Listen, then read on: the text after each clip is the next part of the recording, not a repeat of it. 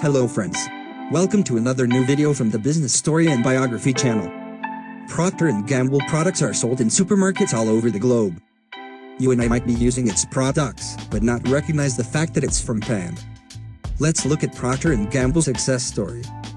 Procter Gamble was a pioneer of this brand management technique where they would essentially market separate brands owned by the same company as if they were separate businesses.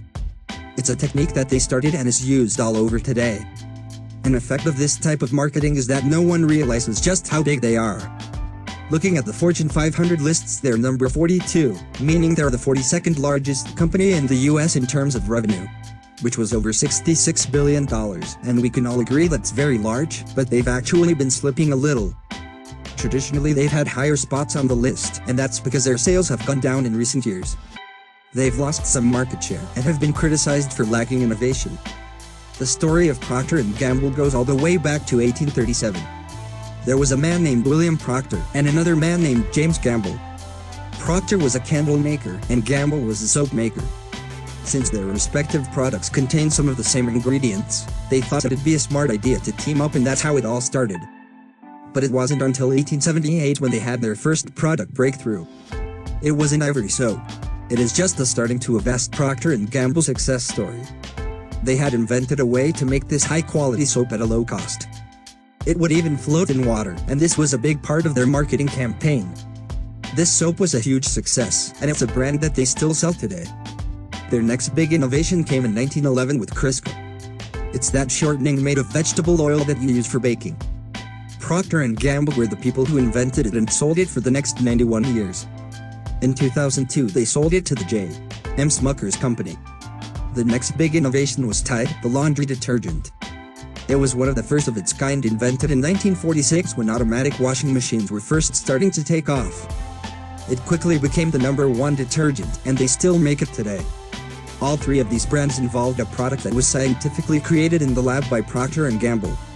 Within the next few years, they started Joy, Cheer and Zest, all of which were soap brands which they still produce today. The Crest brand of toothpaste was also started by them and is still sold by them today. Also in that same year as Crest and Zest, they went in a whole new direction by acquiring a company called W.T. Young Foods, and the acquisition involved the peanut butter that would later be transformed into Jif creamy peanut butter. From 1956 through 1998 all of those cake mixes and everything else with the Duncan Hines name on it was made by them. 1 year later another acquisition was made. Charmin Paper Company, that not only made Charmin toilet paper but Bounty paper towels as well, both of which are still made by Procter Gamble today. In that same year Clorox Chemical Company, the people who make the bleach, were acquired. But 10 years later the Supreme Court of the United States forced Procter Gamble to sell them due to antitrust laws regarding monopolies. But in 1958 they acquired Mr. Clean, the line of cleaning products still made by Procter Gamble. In 1960 they started the tissue brand Puffs. The next year they started Head & Shoulders dandruff shampoo. By the way, in that same year, they started Pampers. They had invented this 3-layer design for disposable diapers that have since kind of become the standard for diapers. Pampers are still made by them today. In 1963 they bought Folgers coffee and didn't sell it until 2008. In 1966, Scope the mouthwash in 1973, Dawn the dish soap in 1976, Luvs diapers. All of these are brands started by Procter Gamble and still owned by them today. Pringles, the delicious potato chips sold in a can, was invented by Procter Gamble in 1978. But since 2012 they've been made by a different company. In 1982 they took a turn when they acquired a company called Norwegian Pharmaceuticals, which included the brands Pepto-Bismol and Chloraseptic. As of the year 2000, they no longer make Chloraseptic, but they still manufacture Pepto-Bismol. 1 year later in 1983, they started the brand Always. 2 years after that they bought the shampoo brand Pantene, which has all sorts of hair care products.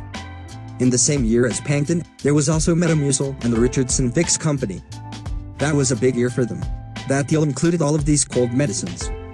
Anything with the Vicks name on it, NyQuil and Squil, as well as Olay the skincare company, and Clearasil, another skincare brand. Clearasil left the company in the year 2000, but everything else just mentioned is still made by them today. In 1989 they bought the makers of Sunide. They owned it until 2004. In 1990 they bought Old Spice and still own it today. In 1997 they bought Tam Brands Incorporated, who are the makers of Tampax and still own it today. In 1999 they bought the Alms Pet Food, but have since sold it to Mars Incorporated. That same year they bought another company called Recovery Engineering who made the pure water filters. They have sold that as well. In 1999 they started the brands of Febres and Swiffer, and they still own both of those today. In 2001 they made their biggest acquisition so far when they paid just under $5 billion to buy Clairol. This company was really big in the hair care industry. They were the owners of the brands Herbal Essence, Aussie, Nice and Easy Hair Dye as well as a few other brands. In 2005 they beat their record with a much bigger acquisition. They bought Gillette in a $57 billion deal. That deals included the brands Gillette, Braun, Oral-B and Duracell batteries. Duracell left the company in 2016, but the rest of the brands are still sold by Procter Gamble today. Procter Gamble is a company that has become synonymous with visits to the supermarket. The brands they sell are more well-known than the name of the parent company, and it will continue to be so. This is the Procter & Gamble success story. Okay, so I hope you guys enjoy this video. If you like the video, please like, comment, share and subscribe now to Business Story and Biography official YouTube channel. Bye.